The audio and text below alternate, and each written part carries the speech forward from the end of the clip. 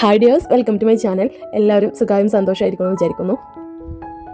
റമദാനിലെ നോമ്പൊക്കെ ഉഷാറായി തന്നെ പോകുന്നില്ലേ? നിങ്ങളുടെ വിശേഷങ്ങളൊക്കെ കമൻറ്റ് ആക്കുക കേട്ടോ. വീടിൻ്റെ പെയിൻറ്റിങ് പൂർത്തിയായിട്ടില്ല കേട്ടോ. റമദാനിന് മുമ്പായിട്ട് തന്നെ തീർക്കണം എന്നൊക്കെ വിചാരിച്ചതായിരുന്നു. പക്ഷേങ്കിൽ അവർക്ക് പള്ളിയൊക്കെ പെയിൻറ്റ് അടിക്കാനുണ്ടായിരുന്നു. അപ്പോൾ കുറച്ച് ദിവസമൊക്കെ ലീവ് ആയത് കാരണം ഇത് കംപ്ലീറ്റ് ആയില്ല. ഇപ്പോൾ അവർ സുബഹ് നമസ്കാരം കഴിഞ്ഞ ഉടനെ തന്നെ വരലാണ്. എന്നിട്ടൊരു ഉച്ചവരെയൊക്കെ പണിയെടുത്തിട്ട് പോകും. ഇപ്പോൾ ഭയങ്കര ചൂടാണല്ലോ, അപ്പോൾ ഉച്ചയാകുമ്പോഴത്തേക്കിന് പണിയൊക്കെ നിർത്തി വെച്ചിട്ട് അവർ പോകലാണ് കേട്ടോ. ഇന്നത്തെ ഇഫ്താർ വിശേഷങ്ങളിലേക്ക് കിടന്നാലോ. ഇപ്പോൾ ഇന്ന് ഞാൻ സമൂസ റെഡിയാക്കി എടുക്കാമെന്ന് വിചാരിച്ചിട്ട് ഫില്ലിങ് ഉണ്ടാക്കിക്കൊണ്ടിരിക്കുകയായിരുന്നു കേട്ടോ. അപ്പോൾ എൻ്റെ അടുത്ത് മോൾ വന്നിട്ട് പറഞ്ഞു, ഇന്ന് എന്തെങ്കിലും സ്പെഷ്യലായിട്ട് വേണം, സമൂസയിൽ നിന്ന് വ്യത്യസ്തമായിട്ട് എന്തെങ്കിലുമൊക്കെ വേണമെന്നുള്ളത് പറഞ്ഞു. ഞാനപ്പോൾ ഒന്നും പ്ലാൻ അല്ലായിരുന്നു. പിന്നെ അത്യാവശ്യം നല്ലോണം ലേറ്റ് ആയിട്ടാണ് കേട്ടോ കിച്ചൺ കയറിയിട്ടുണ്ടായിരുന്നത്.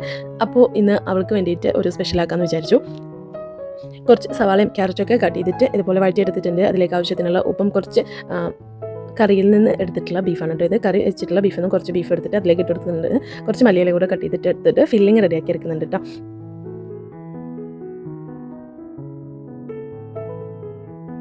അപ്പോൾ ഇന്നത്തെ ദിവസം ഇത് നൈമ ബേബിയുടെ ബർത്ത്ഡേ ദിവസമായിരുന്നു കേട്ടോ. ഞാനങ്ങനെ മക്കളുടെ ബർത്ത്ഡേസ് ഒന്നും സെലിബ്രേറ്റ് ചെയ്യാറില്ല. ഇപ്പോൾ ചെറിയ മോളായാലും മറ്റുള്ള മക്കൾക്കൊക്കെ അവരുടെ ബർത്ത്ഡേ ആഘോഷിക്കണം എന്നുള്ളൊരു കോൺസെപ്റ്റാണ് കേട്ടോ. നമ്മൾ ഈ ഒരു യൂട്യൂബ് വീഡിയോസൊക്കെ കുട്ടികളെ എത്രത്തോളം സ്വാധീനിക്കുന്നുണ്ട് എന്നതിനുള്ള ഒരു ഉത്തമ ഉദാഹരണമാണെന്ന് വേണമെങ്കിൽ പറയാം. എല്ലാവരും ആഘോഷിക്കുന്നുണ്ടല്ലോ എന്നുള്ളൊരു കോൺസെപ്റ്റാണ് കേട്ടോ അവർക്ക്. എന്തായാലും അവരുടെ ഇഷ്ടം നടക്കട്ടെ എന്ന് ഞാൻ വിചാരിച്ചു. അപ്പോൾ ഞാനിതാ കുറച്ച് സമൂസ ഷീറ്റ് എടുത്തിട്ട് അതിൻ്റെ സെൻറ്റർ പോർഷൻ കട്ട് ചെയ്തെടുത്തിട്ടുണ്ട് കേട്ടോ.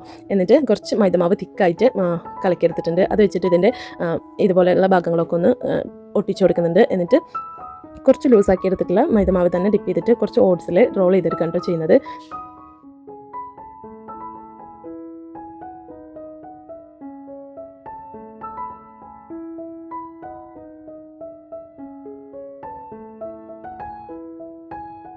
സമൂസ മടക്കിയെടുക്കുന്നതിനേക്കാളും കുറച്ച് ടാസ്ക് ആണ് ഇങ്ങനെ ചെയ്തെടുക്കുമ്പോൾ കുറച്ചധികം സമയം വേണ്ടി വരുന്നതായിട്ട് എനിക്ക് തോന്നി.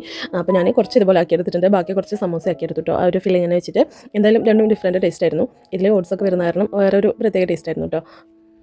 ആദ്യം ഞാൻ സമൂസ ഒന്ന് ഫ്രൈ ആക്കി എടുക്കുന്നുണ്ട്. അതിനുശേഷം നമ്മൾ റെഡിയാക്കി എടുത്തിട്ടുള്ള മറ്റൊരു സ്നാക്ക് ഉണ്ടല്ലോ, അതും കൂടെ ഫ്രൈ ആക്കി എടുക്കുന്നുണ്ട്.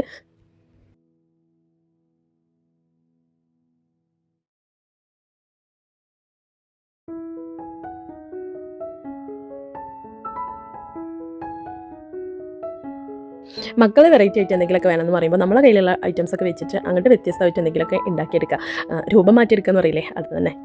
അവർക്ക് കാഴ്ചയിൽ കൗതുകം വേണം, കഴിക്കാൻ ടേസ്റ്റും വേണം, അത്രേ ഉള്ളൂ. അതൊന്ന് സെറ്റാക്കി കൊടുക്കുക. അപ്പോൾ ഇന്നത്തെ സ്നാക്കായിട്ട് എന്താ ഈ ഒരു 2 ഐറ്റംസ് ഉണ്ടാക്കിയെടുത്തിട്ടുണ്ട്.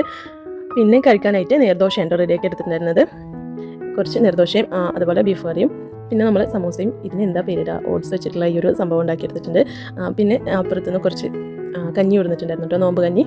പിന്നെ ഇതാ സർബത്തും മുന്തിരി ജ്യൂസും. അതൊക്കെയായിരുന്നു ഇന്നത്തെ നോമ്പ് തുറ ഐറ്റംസ്.